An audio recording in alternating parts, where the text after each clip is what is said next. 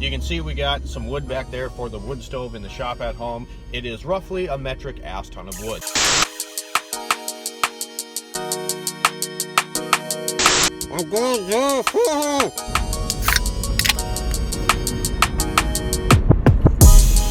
Alright guys, what's going on? So it's been a hot minute since we've had one of these discussion type videos where we're inside the car, and I kind of miss it. We're kind of laid back, chill, and we can just discuss some stuff. So today's topic is going to be the stupidest and most ridiculous questions and comments made that you will hear as an automotive technician. Numero uno on this list for me anyway is the ever sent you. If you work in this industry, you know exactly what I'm talking about. Ever sent you. You're not passing me, cuz. You're not passing me.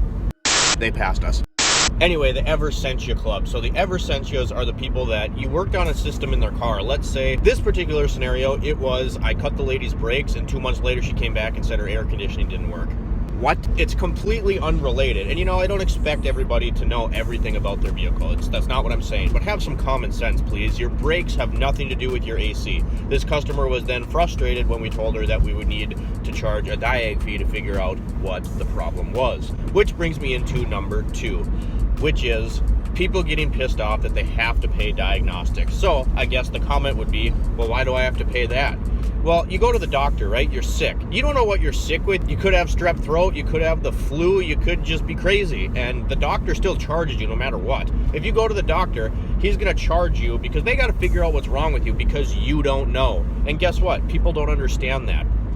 Prime example, someone will come in. They'll be like, my brakes are squeaking. And we'll be like, yeah, there's typically like a diag charge that ranges from $65 to $126, right? So it goes between a half an hour and an hour. And if it's something like brake pads are worn out, you guys, they're going to get the half an hour. You're not going to get a full hour diag out of that. But people are pissed. They're like, well, yeah, you know, because they know their brakes are bad. Yeah, you know there's a problem with the brakes, but do you know what the problem is? Is the caliper seized? Are the slide pin seized?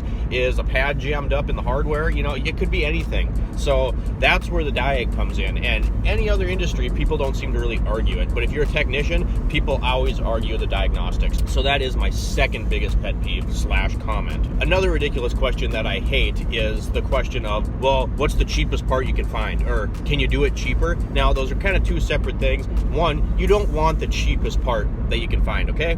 Now, I'm not saying that aftermarket parts are all junk, because they're not. There are some very quality aftermarket parts, but just because something says OEM quality or OEM spec on the box does not mean it's a good part. I'm gonna throw Import Direct under the bus. Shit parts, absolute shit. I had a kid come in with a Mazda Speed 3, did a couple different things to it, some sensors, did a coolant flush, I can't remember exactly what I did, but he had 3 parts from Import Direct. 2 of the sensors, one was a coolant temp sensor, I literally was threading it in by hand and it just fell apart. So fast forward a couple months later, I needed a part for my Mazda pickup, and I was like, yeah, I need a fuel pump. And our parts guy was like, oh, I found one, it's only $50. And I was like, really? Because Mazda didn't make it anymore. I said, well, what brand is it? He's like, oh, Import Direct. And I was like, hell no. I am not putting that crap in my car because they suck. So don't go in asking your mechanic, your technician, whatever you want to call us. Don't go in asking us to find the cheapest part we can find, because you're going to come back. Now, you guys, this video by no means is meant to make anybody feel stupid. I understand not everybody's into cars. For some people, it's just a mode of transportation. So don't be getting your 2020 panties all up in a bunch. Next thing, so that was 3. Next thing is people will come in and they'll be like, well, when's it going to fail? I don't know when it's going to fail. I'm not a mind reader. It's a machine. Things break at different times, you know? Prime example, I had some guy come in, and this is, pet peeve. He was an engineer. He's an engineer. I'm an engineer. So he's talking to me like this. I'm an engineer. I'm an engineer. And I was like, okay, well, what's the problem? My steering rack is making some funny noise. So I jack it up in the air. The boots are leaking fluid past them. The tie rod ends were loose. And I mean, it was just completely shot. The thing was shot. All the seals were blown out. I quoted out, putting a racking pinion in, new outer tie rod ends on it, and an alignment.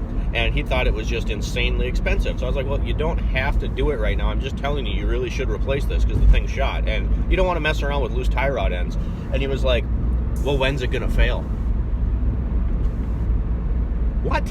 I'm like, well, I can't tell you when it's going to fail. There's no possible way for me to know that. The thing could last 10,000 more miles, or you could lose a tie rod end on your way home. I don't know. There's no way I can tell you that. And honestly, again, no panties in a bunch. I always say that engineers are the stupidest smart people you will ever meet. Sorry if I'm offending anyone out there that's an engineer, but it's the truth. Everything is a theory. Everything's by the book. There's no real world common sense using your old noodle. So that is the next thing that I absolutely hate hearing. All right. On to the next one. People coming back and watching you. Now, this one isn't really a comment, but I absolutely hate the person that's like nose up against the glass watching you work on their car, and they keep coming back and, well, how much longer is it going to be? Well, how much longer is it going to be? Well, how much longer is it going to be? How much longer? How much longer? How much longer? If you leave me alone, it will get done faster. If you stand back here, I'm not trying to be a dick, but ask anybody, do you like someone watching over your shoulder when you're doing your job? No. And stopping you to ask questions and stuff? No, don't do that. Let me work. Get out of my hair.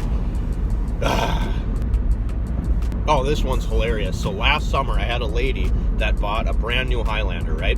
In the dealership, you get screwed over by warranty work. You haven't seen the van video, heard that whole story. That's a perfect example. Anyway, warranty work always sucks because you get paid either nothing, you either get paid a fraction of what you should be paid by book time, or you get nothing. And if the customer has an illegitimate concern and it's under warranty, the vehicle is, you're not getting paid jack. And this lady came in and she goes, yeah, I bought my 2019 Highlander, and every time I go down a gravel road, the rear view mirror shakes. Well, yeah, so we're driving around, I'm driving with her, and I'm irritated, and I took it apart just so she would be like happy, tighten the little screws up there to make sure that nothing was loose or whatever, and told her, I'm like, everything's secure. You go down a gravel road, you're gonna see some vibration throughout your vehicle. And we're driving and driving. She's like, do you see that? And like, we even went and found gravel roads. She's like, do you see that? Do you see that? And I'm like, no, I don't. I see normal, like, we're on gravel. And I was talking to her, I'm like, well, how much gravel do you drive? She goes, well, I live at the lake and I come in every day. I drive about 15 miles down gravel and it's really washboardy. You can't make this stuff up. That was an absolutely ridiculous customer comment that I had to deal with. And it's just, some of this stuff, again, I'm not saying that everyone should know everything about their car. Your mechanics don't even know everything about cars. You're constantly learning, but have some common sense, please. All right, guys, so thanks for tuning into this little video. Let me rant to you just a little bit. These are just a few of the things that are frustrating the automotive field. I'm sure there's some that I missed. If you have any that you want to share, put them in the comments down below. I want to hear them. What's some of your crazy customer stories? Make sure you subscribe down below, guys, once we get to that 500 mark. And we're down to double digits, guys. We have less than 100 people to get to that 500 mark, and then we are giving you another tool. So make sure you subscribe down below so you don't miss any other tool reviews, automotive discussions such as this one, or any of the twin supercharged Fox body build. Thanks for watching, guys. We'll see you next time.